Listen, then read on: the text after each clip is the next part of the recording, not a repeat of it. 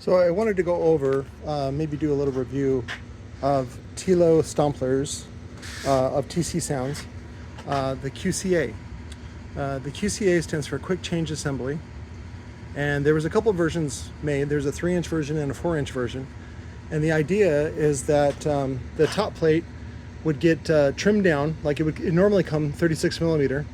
Then you got to mill away all this material. It's a lot of milling to do, and then they thread this outer part.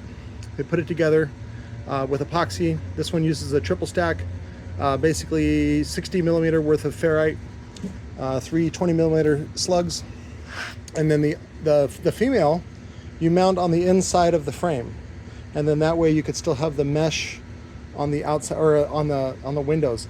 Even though my method just uses the holes that are already there, if you have this top plate, this is also called the volcano top plate. These are already drilled out for 1/4-20. Make sure you tap them for 1/4-20. Do not try to tap them for M6 because it'll be too sloppy.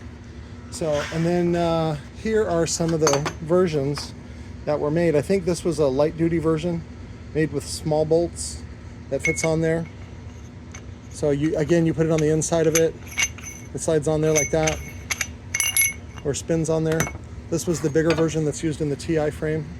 Oh, this is the 4-inch, sorry. Yeah, and then I have a couple of the 4 inches left over. Here's another 3-inch. So, but you really need both parts in order to make this system work.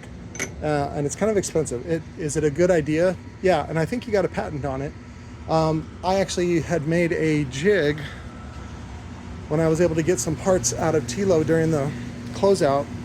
So that way, all I did was glue this with some super glue to a aluminum adapter plate, so that like if I could use this motor, which is, you know, this is the GONZO Junior motor, just as a generic motor, and I could put this in place, and then I had the 4 bolt holes for the 3 HP motor for the Storm series that uses the 4, basically, where is it at?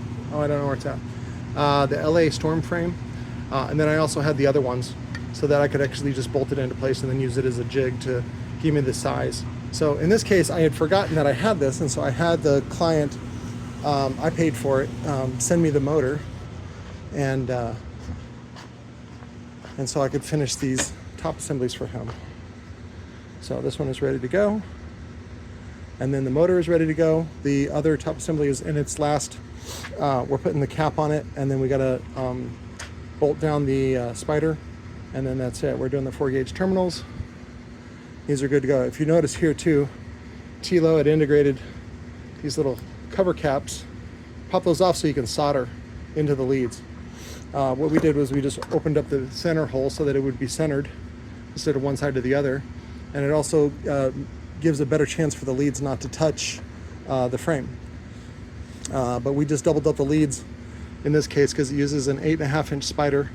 And that's our the new version of our spider, which is 8.5 by 2.5. And then all we do is trim it for whatever we need. Typically, like if we need it for 3 by 8 or whatever. But that way it allows us to use it, in this case, 3-inch by 8.5 on the TI frame. I think that was it. I think we can still get these boots. We can get some made, like maybe 100, with the Eclipse logo, since the tooling was abandoned.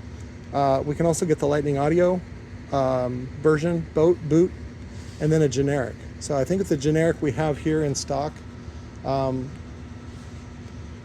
Yeah, and then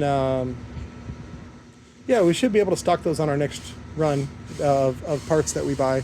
Usually we do them in big batches because they use a specific tool that they actually were trying to sell, and for this soft rubber that we like.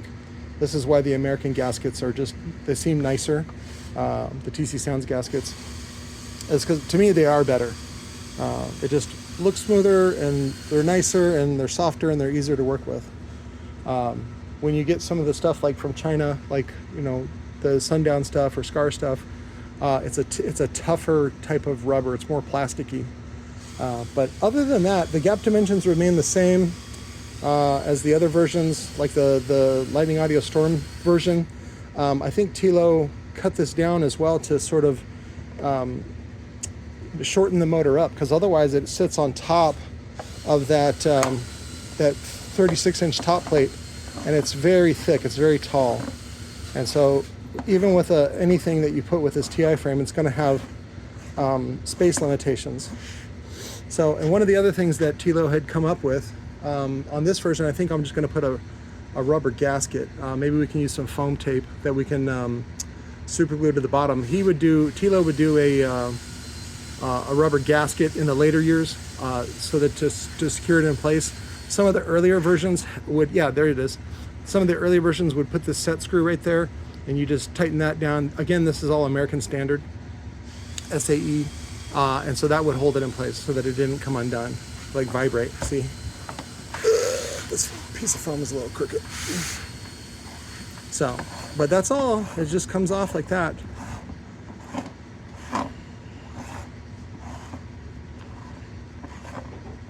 Nope. That's it. So, precision.